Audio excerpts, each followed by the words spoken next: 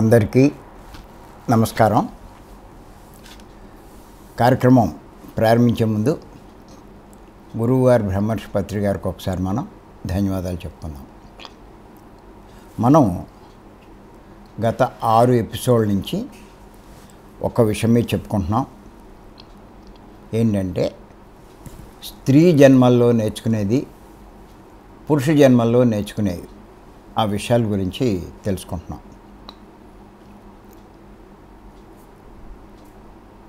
ఈరోజు 7వ ఎపిసోడ్. మనం స్త్రీ జన్మల్లో నేర్చుకునే కొన్ని ముఖ్య విషయాలు చెప్పుకున్నాం. ఇప్పుడు పురుష జన్మల్లో నేర్చుకునే కొన్ని ముఖ్య లక్షణాలు తెలుసుకుందాం. ఏంటంటే పురుష జన్మల్లో ఎవరైనా సరే ఏం నేర్చుకుంటారంటే ధైర్యం నేర్చుకుంటారు, వీరత్వం నేర్చుకుంటారు, నిర్భయం నేర్చుకుంటారు, సాహసాలు చేయడం కూడా నేర్చుకుంటారు, చొరవ నేర్చుకుంటారు. ఈ కొన్ని ముఖ్యమైన లక్షణాలు పురుష జన్మలో నేర్చుకునేవి. అసలు ఎందుకు ఇవన్నీ ఇలా నేర్చుకోవాలి?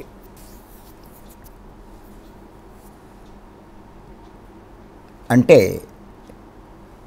మన జీవిత లక్ష్యం సాధించడానికి. ఇంతకీ మనం ఎవరము అంటే ఆత్మలమైన మనము జీవిత లక్ష్యం సాధించడానికి ఎన్నో నేర్చుకోవాలి.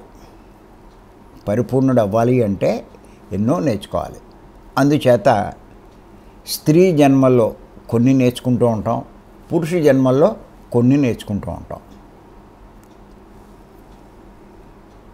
మరి ఆ జీవిత లక్ష్యం కనుక మనం చూస్తే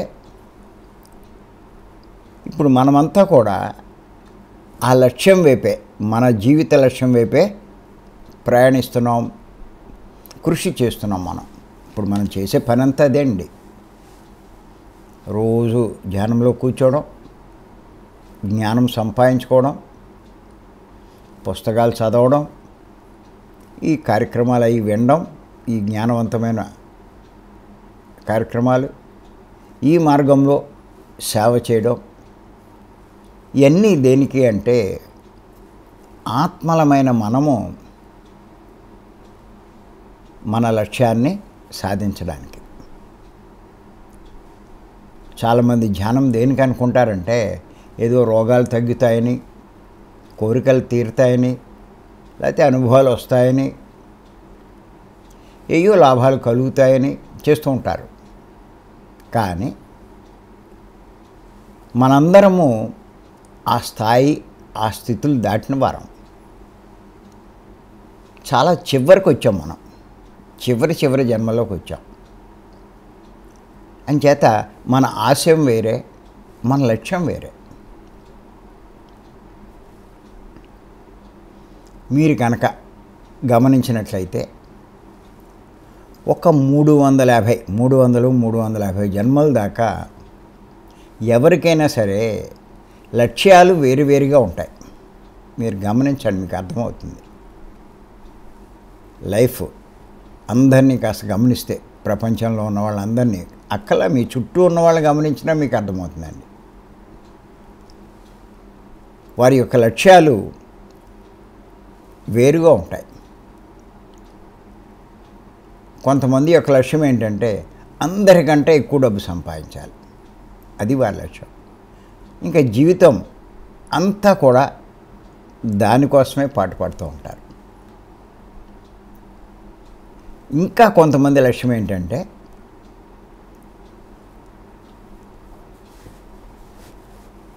నేను కొన్ని 100 మందిని పోషించగలగాలి, 100 మందికి బతుకు చూపించగలగాలి, అదే నా ఆశయం, అదే నా లక్ష్యం అంటారు.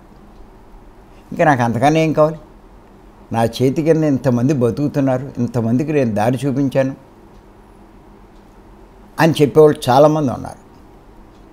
నాకు అదే తృప్తి అంటారు. ఇంకా కొంతమంది ఏమంటారంటే,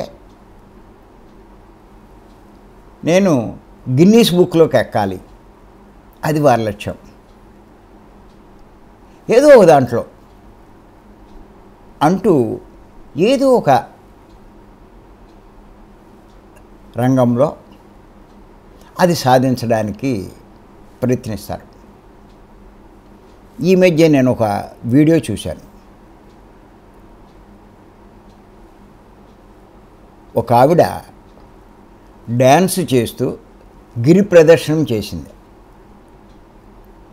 రమణ మహర్షి గారు చేసినటువంటి ఆ గిరి ప్రదర్శన మొత్తం డ్యాన్స్ తోటి తిరిగిందనమాట. అది ఆవిడ లక్ష్యం. ఎంత కష్టపడిందో, ఎంత కృషి చేసిందో.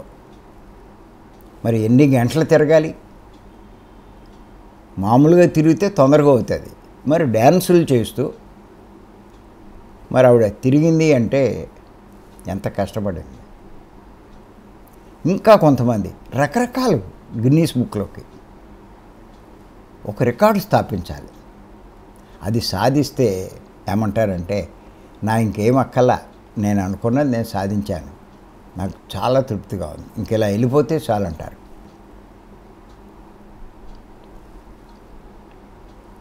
ఇంకా కొంతమంది ఏమంటారంటే, నా జీవితంలో నేను ఒక సీఎం అవ్వాలి, లేకపోతే ఓ మినిస్టర్ అవ్వాలి, లేకపోతే ఇంకా కొంతమంది ఒక ఎమ్మెల్యే అవ్వతే చాలు నా జీవితంలో అంటాడు. ఇంకా కొంతమంది ఒక కౌన్సిలర్ అయినా చాలు నేను అంటాడు. అదే వాడి జీవితం. అందుకని ఏం చేస్తాడంటే, మొదటి నుంచి కూడా ఎవరో ఏదో ఒక పొలిటికల్ పార్టీ పట్టుకుని, ఏదో ఒక నాయకుడిని పట్టుకుని ఆయన కూడా ఉంటూ, ఆయనకు అనుగుణంగా పనిచేస్తూ, ఆయన ద్వారా కొన్ని పదవులు, ఆ పార్టీలో కొన్ని పదవులు పొంది మెల్లిమెల్లిగా ఎదగాలని ప్రయత్నం చేస్తారు. వాళ్ళకి అదే, ఇంకేం లేదు, వాడి లక్ష్యం అదే. నాకు ఇంకేం అక్కర్లేదు, ఒకటి చేస్తే చాలంటాడు. ఆడు కొన్నాళ్ళకి ఆ ఎమ్మెల్యే అయినా ఆ మినిస్టర్ అయినా నేను అనుకున్నది సాధించాను, నాకు ఇది చాలంటాడు.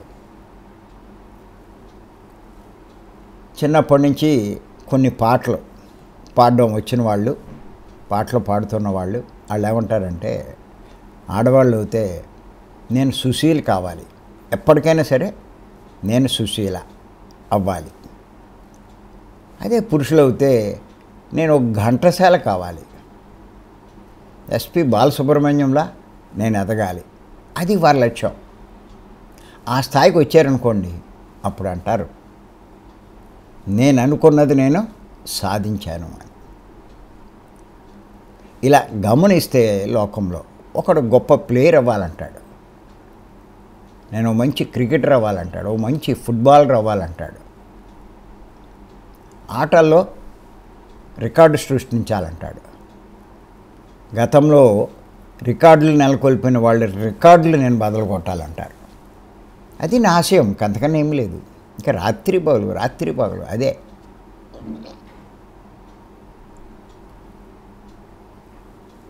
అలాగా కొంతమంది నేను గొప్ప బాక్సర్ అవ్వాలంటారు, బాక్సింగ్ ఛాంపియన్ అవ్వాలంటారు. మీరు గమనిస్తే ఎన్ని చూస్తూ ఉంటాం, రకరకాల లక్ష్యాలు ఉంటాయి. కొంతమంది నేను హిమాలయాలు ఎక్కాలంటారు, ఎవరెస్ట్ శిఖరం ఎక్కాలి, అది వాళ్ళ లక్ష్యం. కొంతమంది సాహసాలు చెయ్యాలంటారు, ఎవరూ చేయని నేను చేయాలి, అది వాళ్ళ లక్ష్యం. అలాగే చేస్తారు. కొండల మించి దూకడం, ఏరోప్లేన్ మించి దూకడం. ఇంకా కొంతమంది సముద్రాన్ని ఏదాలంటారు, నదులు కాదు సముద్రమే ఏదాలంటారు. ఇంకా కొంతమంది నేను భూమి చుట్టూ తిరిగి రావాలంటారు. ఇలా చూస్తే కనుక ఒక్కొక్కళ్ళు ఒక్కో లక్ష్యం. ఇటువంటి లక్ష్యాలు ఒక 300-350 జన్మలు దాకా ఉంటుంది. తర్వాత వాళ్ళకి తెలుస్తుంది. ఏమని తెలుస్తాయంటే, నేను ఈ దేహం కాదు, నేను ఆత్మను. అప్పుడు దాకా దేహం నేను అనే భావంలో ఉంటారు. కానీ ఆ 300-350 జన్మలు దాటాక నేను ఆత్మ అన్న అవగాహన కలుగుతుంది.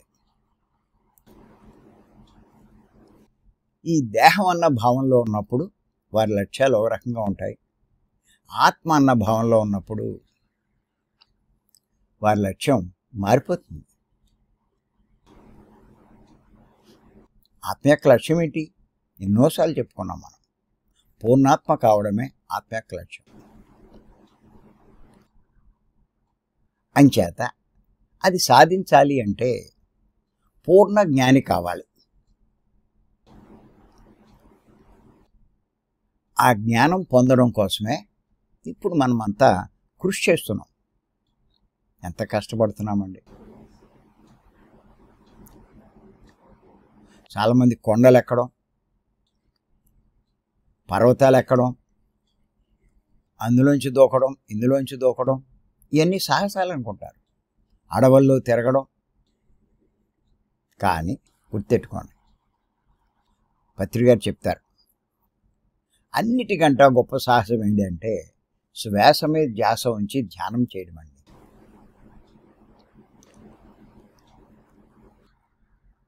ఈ 350 జన్మల్లో అందరూ చేసిన దానికంటే కూడా గొప్ప పని ఏది అంటే ఈ శ్వాస మీద ధ్యాస పెట్టి ధ్యానం చేయడమే. గుర్తెట్టుకోండి. రికార్డులు బదులు కొట్టిన వాళ్ళకంటే గొప్ప పని ఏది అంటే వాళ్ళు చేసిన పని కంటే శ్వాస మీద ధ్యాస పెట్టి ధ్యానం చేయడమే.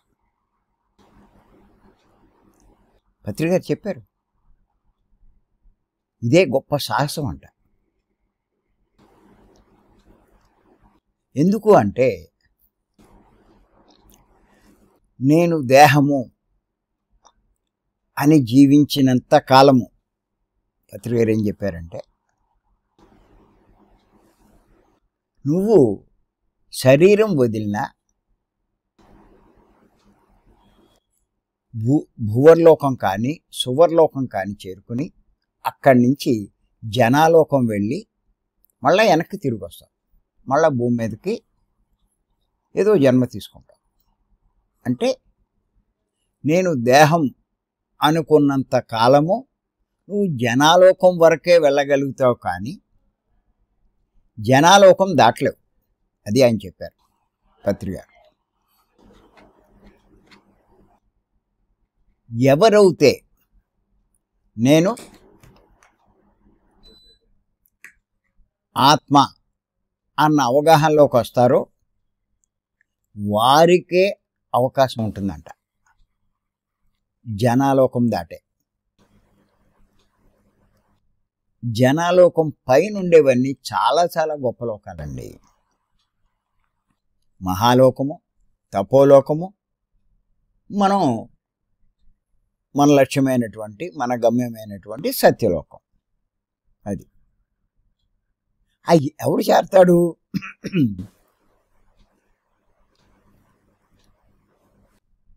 ఈ శ్వాస మీద ధ్యాస ఉంచి ధ్యానం చేయగలిగిన వాడే చేరుకోగలుగుతాడు. నేను ఆత్మ అన్న అవగాహన ఉన్నవాడే చేరుకోగలుగుతాడు. గుర్తుపెట్టుకోండి. స్పష్టంగా చెప్పారు పత్రిక.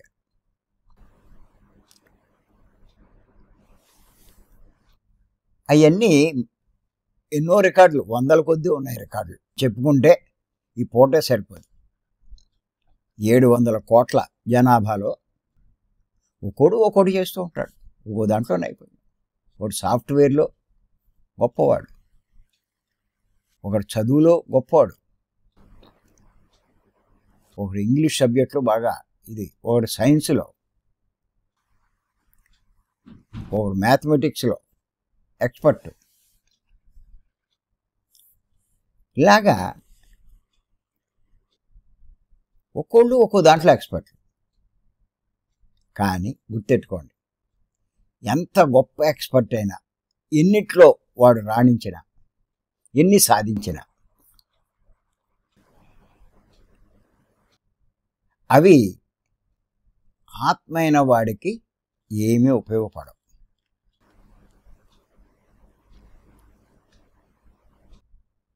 వాడి లక్ష్యం పూర్ణాత్మ కావడం. అవి ఏమీ ఉపకరించవు.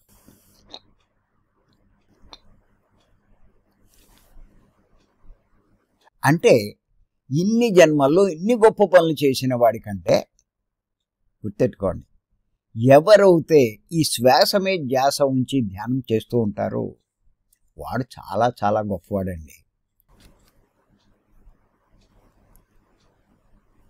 నేను అందుకే చెప్తాను, మీరు సమస్యల కోసం ధ్యానం చేయకండి, సమస్యలు ఎలాగపోతాయి. మీరు చేయవలసిన ధ్యానం చేస్తున్నారు, ఖచ్చితంగా జరగవలసింది జరుగుతుంది. అది మర్చిపోవడమే. ఈ చెయ్యవలసిన సరిగ్గా చేస్తున్నానా లేదా, నేను పట్టుదలగా చేస్తున్నానా లేదా, దాన్ని దృష్టి పెట్టండి. ఇది అశ్రద్ధ చేయకండి, ఎంతైనా సాధిస్తారు మీరు. అంచేత మీరు చేసేది సామాన్యమైన విషయం కాదు, ప్రతి ఒక్కళ్ళు తెలుసుకోండి. చాలా గొప్ప మార్గంలోకి వచ్చాం. ధ్యానంలోకి వచ్చి కూడా చాలామంది ఈ జ్ఞానం కోసం కాకుండా లాభాల కోసమే ధ్యానం చేస్తున్నారు, అనుభవాల కోసమే ఈ ధ్యానం చేస్తున్నారు. వాళ్ళు దురదృష్టవంతులు, వాళ్ళు ఇంకా చాలా జన్మలు తీసుకోవాలి. ఎవరైతే జ్ఞానం కోసం చేస్తున్నారో వాళ్ళ అదృష్టవంతులు. నేను అందుకే మీ ప్రతి ఒక్కరికి ఏం చెప్తున్నానంటే, భీమవరం రావడం మానద్దు అని చెప్తున్నాను.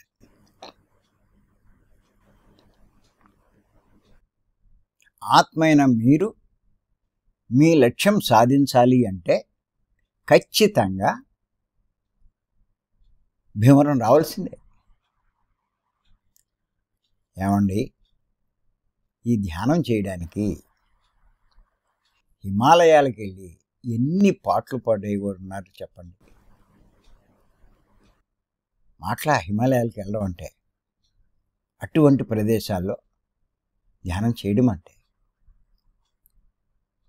వాళ్ళ జీవితం అక్కడే అంకితమైపోతుంది. పోలే వారంతటి కాకపోయినా మనం కొంతైనా చేయాలిగా. పత్రిగారు అంటారు, సంసారంలోనే నిర్వాణం అని. ఆచార్య నాగార్జున చెప్పిందే చెప్తూ ఉంటారు పత్రిగారు. ఆ పనే చేస్తున్నాం మనం. ఇలా సంసారం చేసుకుంటూ కూడా ఆ నిర్వాణాన్ని, ఆ లక్ష్యం సాధించడం సాధ్యమే. అదే చెప్తారు పత్రిగారు. ఎందుకు సాధించలే? ఖచ్చితంగా సాధిస్తాం.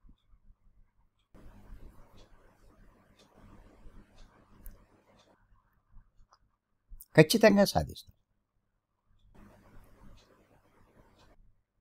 అసమస్య కాదు. మీరు అనుకుంటారు, ఏముంది ఇలాగా పొద్దున కాసేపు సాయంత్రం కాసేపు కళ్ళు మూసుకుంటే అనుకుంటారు. ఎంత గొప్ప పని అండి. సార్ చెప్పారు లాక్డౌన్ సందేశాల్లో, ఓసారి చెప్పడం జరిగింది.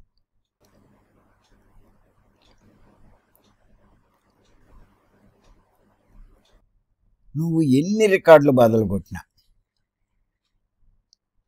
జనాలోకం దాకానే చేరుకుంటావు తప్ప జనాలోకం దాటలేవన్నారు. అది ఎవ్వరికి సాధ్యము అంటే ఒక్క శ్వాస మీద ధ్యాస ఉంచి ధ్యానం చేసేవాళ్ళకే. ఏమీ ఆశించకుండా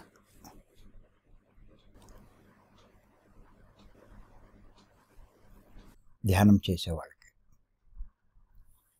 మీరు ఏది ఆశించినా మీరు ఇంకా ప్రాపంచికంలో ఉన్నట్లు.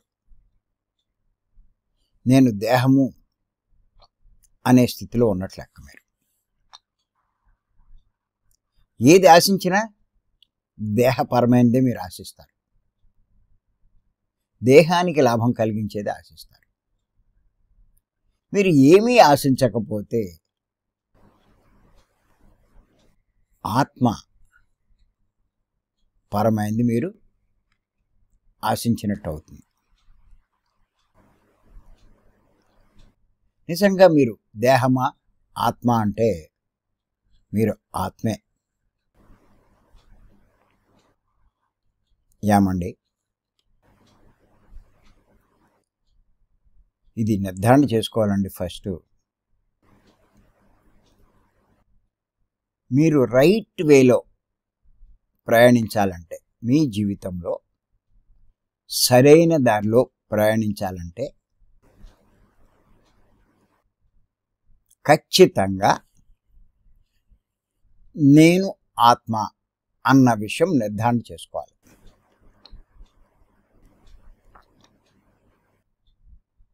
ఇది తప్పనిసరి. ఎవడిది నిర్ధారణ చేసుకుంటాడో వాడు ఇంకో దాని మీద దృష్టి పెట్టాడు, సంసారంలోనే ఉంటాడు. లక్ష్యం మటుకు ఇదే.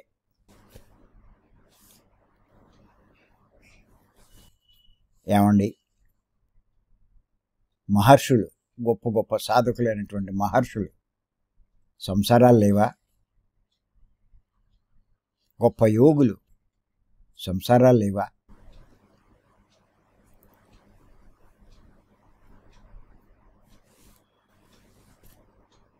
సంసారం ఏమీ అడ్డు కాదండి,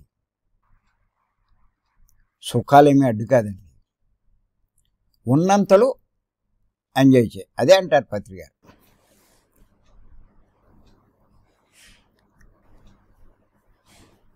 చేస్తూ నీ సమయాన్ని వృధా చేయకుండా లక్ష్యాన్ని సాధించే ప్రయత్నం చేయి.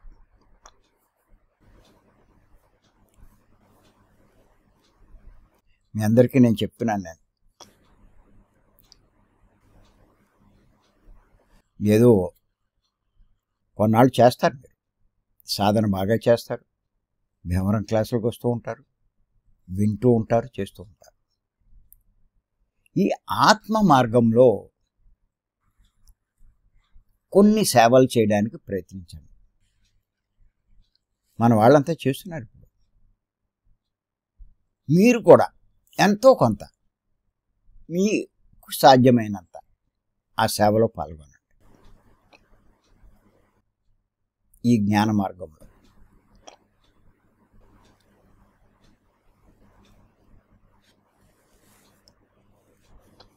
ఇప్పుడు మన దామోదరు, సింధూర, రవి, మధు,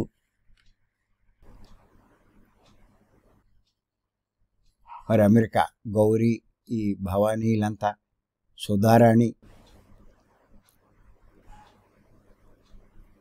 ఇలా ఉన్నారు, ఇంకా ఉన్నారు. చూడండి, మన ఏలూరు శ్రీలత మేడం హిందీ పుస్తకాలు ట్రాన్స్లేట్ చేస్తున్నారు.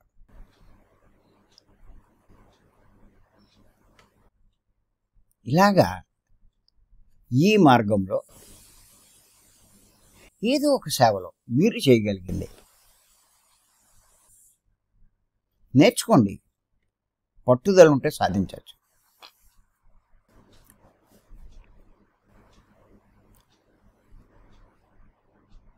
నాకు ఈ సెల్ ఫోన్ వాడడం తెలీదు, రింగ్ చేయడము, ఆన్సర్ చేయడమే తప్ప. మా మనవాళ్ళ దగ్గర నేర్చుకున్నాను.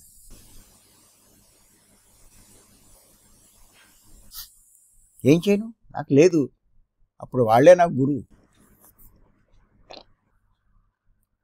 నేర్చుకున్న దాన్ని ఇంకా నేను ఏదైనా సరే పట్టుకుంటే గట్టిగా పట్టుకుంటా.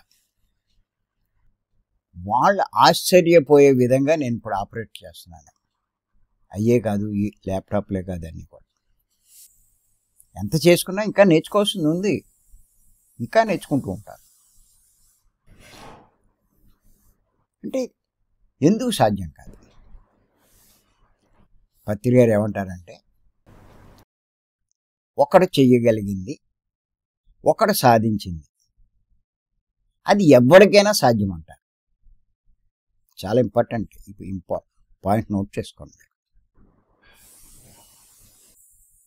నా వల్ల ఎక్కడ అని మీరు భావిస్తే కనుక మీరు సాధించలేరు.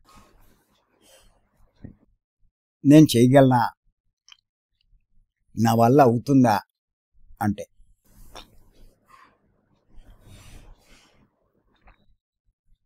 యద్భావం తద్భవతి. నేను చేయలేను అంటే చేయలేరు. నేను ఎందుకు సాధించలేను అంటే సాధిస్తాను.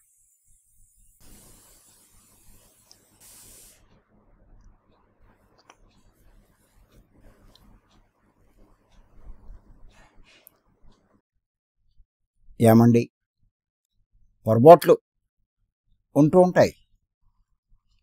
ఈ వీడియోలు టెస్ట్ కన్వర్షన్ సరదాగానే చేయండి. నేర్చుకుని సరదాగా చేయండి. అవి ఏమవుతాయి, ఉంటాయి. అలాగే ఈ క్లాసులు చెప్పడం, జ్ఞానాన్ని అందరికీ పంచడం, ఇది గొప్ప సేవే. ఏది పడితే అది కాదు, నోటుకొచ్చింది చెప్పడం కాదు. మళ్ళీ అది మీకు నష్టం కలిగిస్తారు.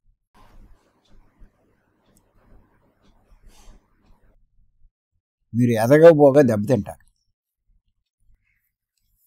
నోటుకొచ్చింది చెప్తే, తప్పులు చెప్తే, తప్పుదారి నడిపిస్తే మీరు ఇంకా పతనం అవుతారు.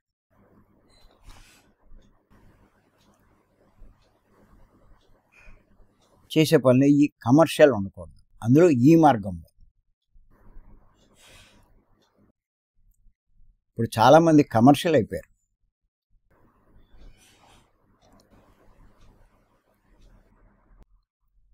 ఈ సొసైటీలో ఈ అవకాశాన్ని ఉపయోగించుకుని ఎలా సంపాదిద్దాం అన్న ధోరణిలోనే ఉన్నారు చాలామంది. దాని తగ్గ ఫలితం అనుభవించాల్సిందే, ఎవడేం చేయలేడు.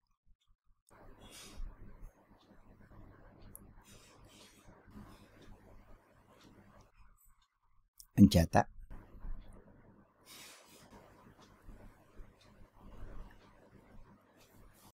జనాలోకం దాకా వెళ్ళే మనము జనాలోకం దాటే ప్రయత్నం చేయండి.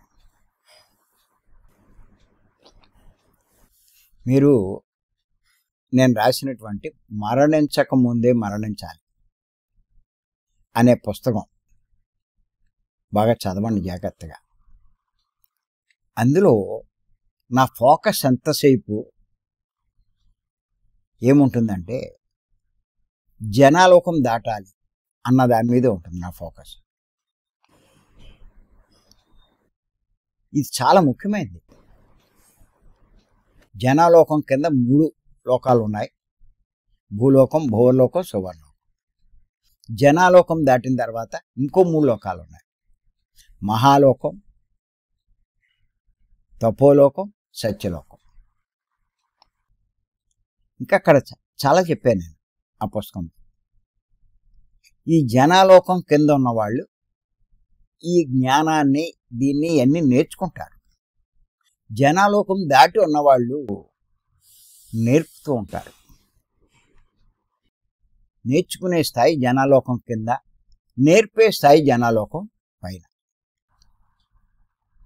మీరు నేర్పే స్థాయికి ఎదిగితే మీరు జనాలోకం ఖచ్చితంగా దాటినట్టే లెక్క. అందుకే చెప్పమంటూ ఉంటాను మిమ్మల్ని. నోటుకొచ్చింది చెప్పడం కాదు, నేను అదే చెప్తున్నాను. నేను నోటుకొచ్చింది చెప్పడం కాదు, అందులో అపస్వరాలు కానీ ఎలాంటి అవతల వాడిని తప్పుదారి పట్టించే విషయాలు ఏమైనా ఉంటే మీరు తప్పనిసరిగా నష్టపోతారు. ఊళ్ళు దగ్గర పెట్టుకోవాలి. ఆషామాషి కంగారేం లేదు. ఎవడైనా మెల్లిమెల్లిగా నేర్చుకోవాల్సిందే. నేను ప్రతి ఒక్కరికి చెప్తున్నాను, ఈ పుస్తకం మరణించకముందే మరణించాలి. ఎవరికి కావాల్సి వచ్చినా నాకు ఫోన్ చేయండి. అలాగే అంత గొప్ప పుస్తకం ఇప్పటిదాకా లేదు, అందరికీ పంచిపెట్టగలడం. అది కూడా చాలా గొప్ప సేవే. ఎవరైనా సరే నా ఫోన్ నెంబర్ చెప్తున్నాను, 9443039812. ఈ నెంబర్కి ఫోన్ చేసి మీకు సగం రేటుకి ఆ పుస్తకం పంపుతాను. ఆ పుస్తకాలు మళ్ళీ చెప్తున్నాను, 9443039812. ఎందుకు ఇక్కడ కూడా నెంబర్ చెప్తున్నా మీ అందరికీ తెలీదా అంటే, నాకు ఎంతోమంది ఫోన్లు చేస్తున్నారు. మీ క్లాసులు వింటున్నాం కానీ మీ నెంబర్ ఏంటో తెలియట్లేదు, మీతో మాట్లాడాలంటే అన్నారు. మధ్య మధ్యలో ఇలా చెప్పడం వల్ల ఏమైందంటే వాళ్ళకి నెంబర్ దొరికి నాకు ఫోన్ చేయగలుగుతున్నారు. దానికోసమే ఇక్కడ ఆ నెంబర్ చెప్పడం. అంచేత నేర్చుకుంటున్నాం ఇవన్నీ. దేనికి అంటే ఆత్మైన మనం లక్ష్యం సాధించడానికి. అలా పురుష జన్మల్లో ఏం నేర్చుకుంటాం అన్నదే మనం చెప్పుకుంటున్నాం. ఆ విషయాలు రేపు చెప్పుకుందాం. మరి ఈ అవకాశం ఇచ్చి మీ అందరికీ ధన్యవాదాలు చెప్తున్నాను. Thank you.